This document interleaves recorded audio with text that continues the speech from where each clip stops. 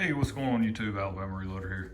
So come to you today to provide, I guess, sort of an initial update on this 270 Winchester. This is the Browning X-Bolt Max Long Range.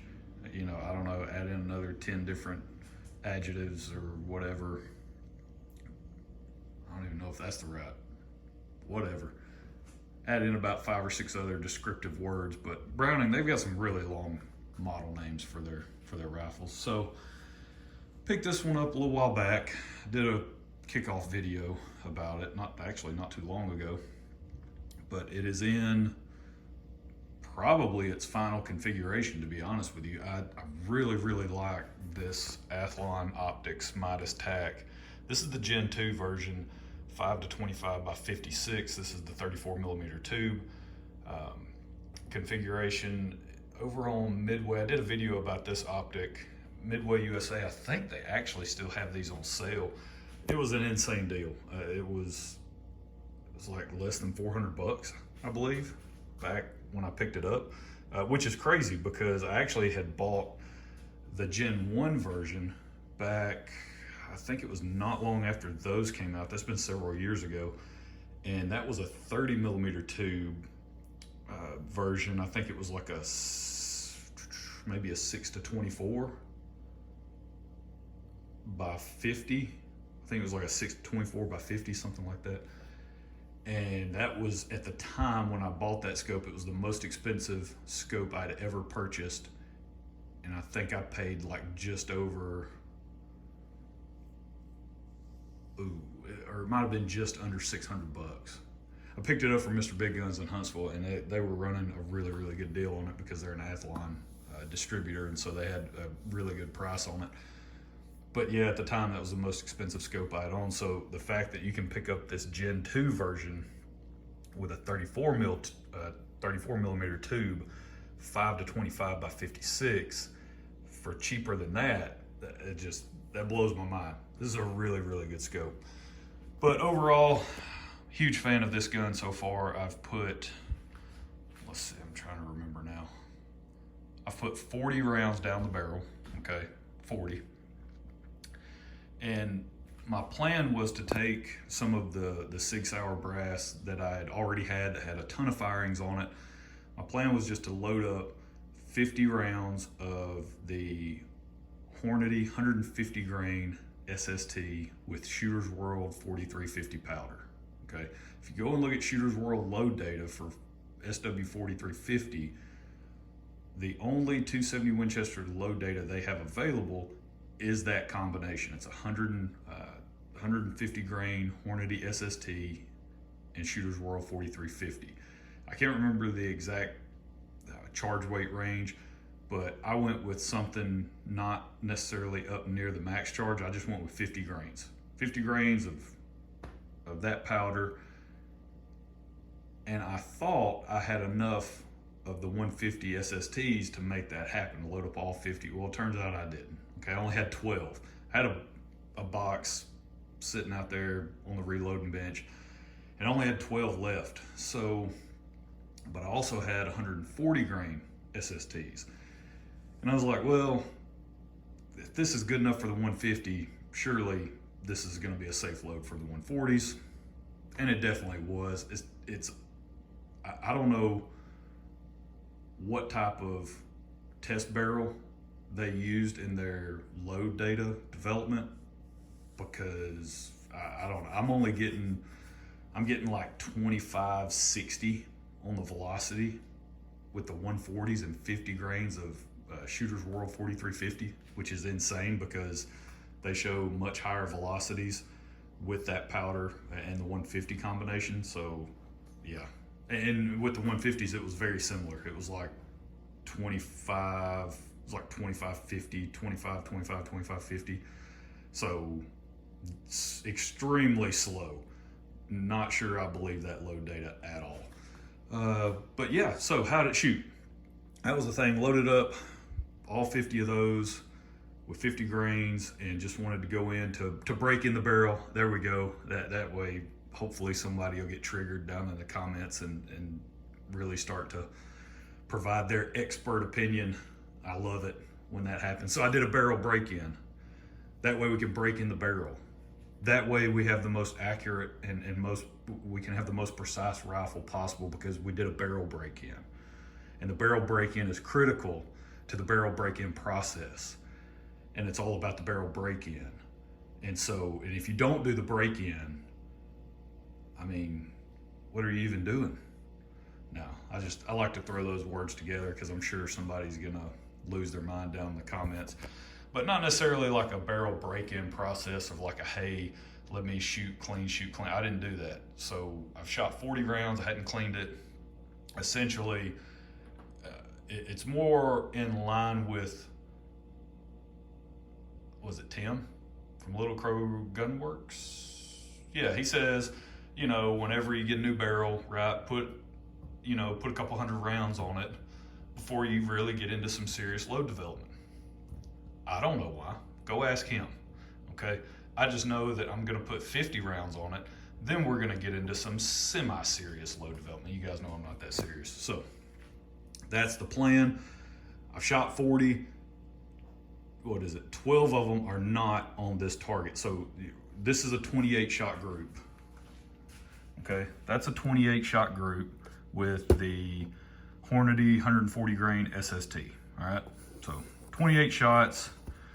That measures out to 1.6 inches, and that's the problem. These outside shots here, obviously, it's what makes the group so large. But that's 28 shots at 100 yards. So you can see, I think we've got some potential to have a really, really fun project on our hands. And to go along with that, you know, these last couple of videos that I've posted just in the previous days, they've been focused on this stuff, right? This is some of the new, of course you can't see it, Sig Sauer 270 Winchester brass that I picked up from AmericanReloading.com. To go along with that, I picked up a 250 count box of what they call I think it's like the Hunter Marksman bullet. It's 140 grain. Well, it's 140 grain Sierra Game King, the hollow point boat tail version. Okay, that's what it is. These are pulled bullets, but I mean, you can, of course, it's not gonna, there we go.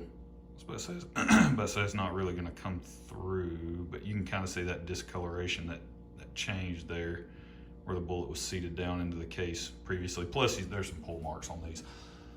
But while I was prepping this brass, and I did a video on how I prepped the primed brass, the already primed brass from those guys, and I started thinking about, okay, what do I want to do for the Remington 700 project? I've actually got more of this brass on the way, by the way. So I got the 100 count box in already, and I had 111 pieces in it, so awesome, 11 more than I paid for. That's great. That just helps the cost per unit go down even further, which is awesome. While I was coming up with a plan for the Remington 700, I was like, well, I got a couple of powders I wouldn't mind just kind of burning through because I've got very little of them left, one being IMR 4955, and Sierra has load data for that bullet with that powder. So that's my plan to start with, is to go with that powder, just sort of an initial test. You guys can see here I've got 5 3-shot groups. Let's see. Yeah, this one belongs over here. 5 3-shot groups. Okay, these are the Remington 700 setup. And then what I also did after the fact, I was like, well, I might as well go ahead and prep the remainder of the brass. So I ended up prepping all 111 pieces the same way that I talked about in that video. But then I thought it would be a good idea to just sort of do a comparison, right? Remington 700, ADL, and then load up the exact same combination and see how it shoots in this guy. Well, what I always do, right, before I start any project is get this little doohickey thingamajig, right, that everyone, this is like the most hated tool in reloading. I love it. It's awesome. So what this really does is this helps to maximize the benefits of your barrel break-in. You get this tool and plus you do a barrel break-in, you'll be the greatest shooter, reloader, precision, sniper, LARPer, tactical, this, that, and the other, you'll be that guy. So go be that guy, okay? This tool is extremely handy though, okay? This is a Hornady overall length gauge. They sell the little modified cases. You can make your own, blah, blah, blah, who cares? Just go buy the tool, buy the case, so much easier. For 99.9% of the people that reload and shoot, trust me, your average guy, this is all you need, okay? You can go be stupid if you want to, that's on you. And so pretty much what you do, you take the bolt out, take this little guy, stick the bullet in the case. Of course, I'm not going to show all this because I'm only one-handed right now. But stick the bullet down in the case. This little plastic plunger, you just loosen this little brass screw up. You move the plastic plunger down a little bit. That way the bullet can sit in the case. And then you insert the assembly, all of this, up into the chamber, right, with the bolt removed, up into the chamber. Now the key is, right, one of the keys to using this thing, is using it the same way every single time, okay? You want to be consistent in how you use this. So ram that thing all the way up into the chamber, right? Ramming speed.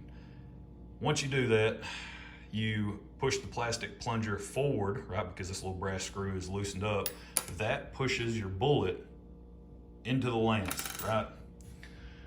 Now, what that's gonna do is that's gonna tell you, basically, give you a rough idea where this overall length is, right? Because you basically pull all the assembly out. And majority of the time I have to use a cleaning rod to push the bullet back out of the lens.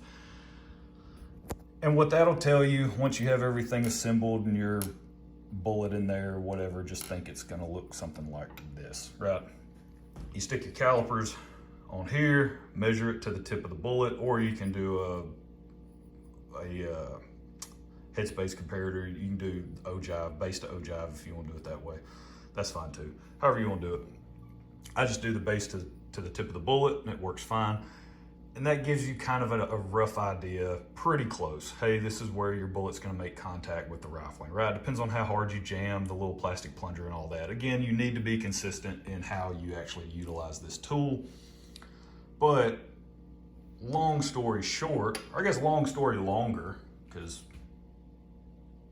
I had somebody comment on one of my other videos. It was like, get to the point already.